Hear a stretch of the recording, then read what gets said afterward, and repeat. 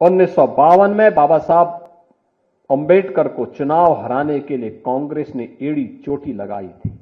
उनकी इस क्षेत्र की जो सीट थी, जो हिंदू बाहुल्य क्षेत्र थे, नॉन मुस्लिम क्षेत्र थे, उन्हें विभाजन का हिस्सा बना दिया गया, जिससे बाबा साहब भीमराव अंबेडकर चुनाव न जीतने पाए। अपने नेताओं के बड़े बड़े स्मारक कांग्रेस ने बनाए, लेकिन बाबा साहब भीमराव अंबेडकर का एक भी स्मारक नहीं बनने दिया। कांग्रेस ने तो बाबा साहब को षड्यंत्र से चुनाव हराने वाले व्यक्ति को 1970 में पद्म पुरस्कार से सम्मानित किया था कांग्रेस ने। ये राहुल गांधी किस मुंह से संविधान लेकर के घूम करके जनता को बेवकूफ बनाने का काम कर रहे हैं। 1952 में बाबा साहब अंबेडकर को चुनाव हराने के लिए कांग्रेस ने एड़ी चोटी लगाई थी। उन्हें चुनाव में परास्त करवाने का काम किया। बाबा साहब भीमराव अंबेडकर 1946 में संविधान सभा के सदस्य न बने, इसके लिए षड्यंत्र किए गए।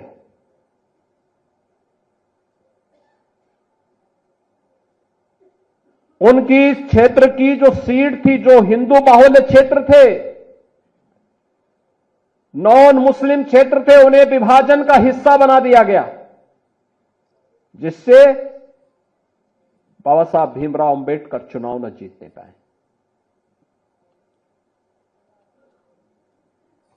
1954 में उपचुनाव में बाबा साहब भीमराव अंबेडकर ने फिर से मुंबई से चुनाव लड़ने की कोशिश की। कांग्रेस ने उनके सहायक को तोड़ दिया और उसी को बाबा साहब भीमराव अंबेडकर के खिलाफ लड़ाने का काम किया, उन्हें परास्त करने का काम किया।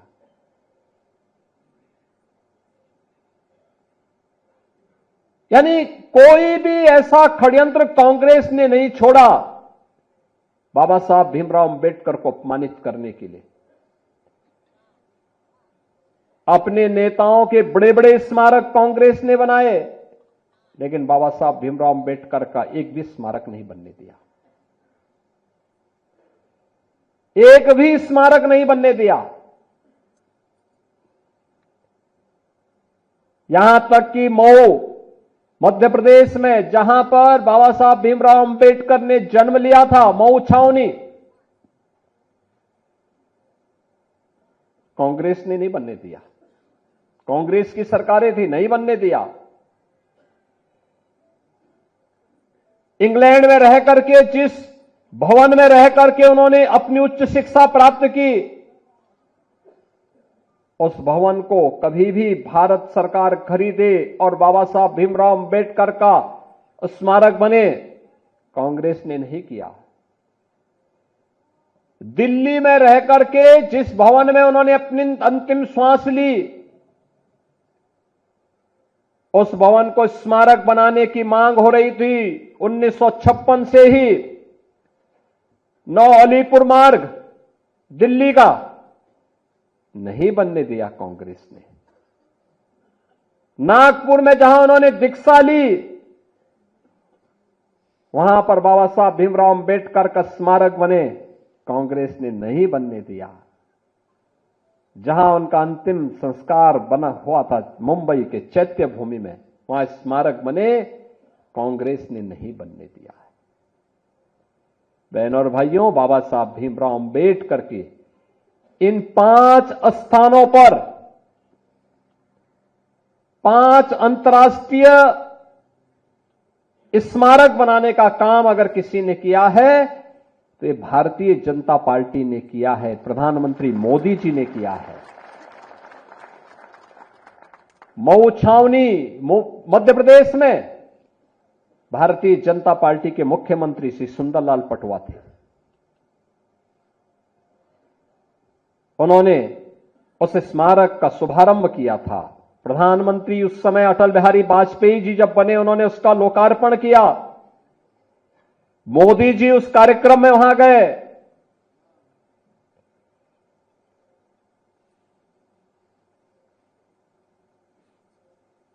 मुंबई में, इंग्लैंड में, जहां पर उच्च शिक्षा बाबा साहब ने अर्जित की थी, उस भवन को ब्रिटिश सरकार बेच रही थी। प्रधानमंत्री मोदी जी की प्रेरणा से महाराष्ट्र की भारतीय जनता पार्टी की सरकार ने उस भवन को खरीदा।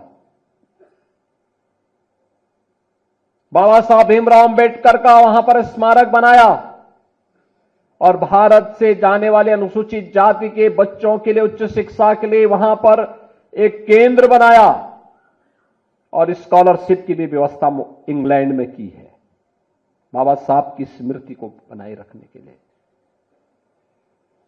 दिल्ली के अलीपुर मार्ग के उस भवन को खरीदकर उस भवन में बाबा साहब भीमराव अंबेडकर का स्मारक बनाने का काम, उसको स्वीकृति दी थी पूर्व प्रधानमंत्री चंद्रशेखर जी ने, और उस कार्य को क्या भारतीय जनता पार्टी ने, आप इंटरनेशनल सेंटर दिल्ली का आप देखेंगे बाबा साहब भीमराव अंबेडकर का दिल्ली में बना है। मुंबई का, नागपुर का दीक्षा भूमि, बाबा साहब भीमराव अंबेडकर का भव्य स्मारक, और मुंबई का चैत्य भूमि, ये बाबा साहब का भव्य भूमि। यह भी पंचतीर्थ जो ये बने हैं, ये प्रधानमंत्री मोदी जी की प्रेरणा से बने हैं। कांग्रेस ने तो बाबा साहब को षड्यंत्र से चुनाव हराने वाले व्यक्ति को 1970 में पद्म पुरस्कार से सम्मानित किया था कांग्रेस ने। ये राहुल गांधी किस मुंह से संविधान लेकर के घूम करके जनता को बेवकूफ बनाने का काम कर रहे हैं। किसी भी संविधान की आत्मा उसका प्रियम्बल होता है, प्रस्तावना होती है।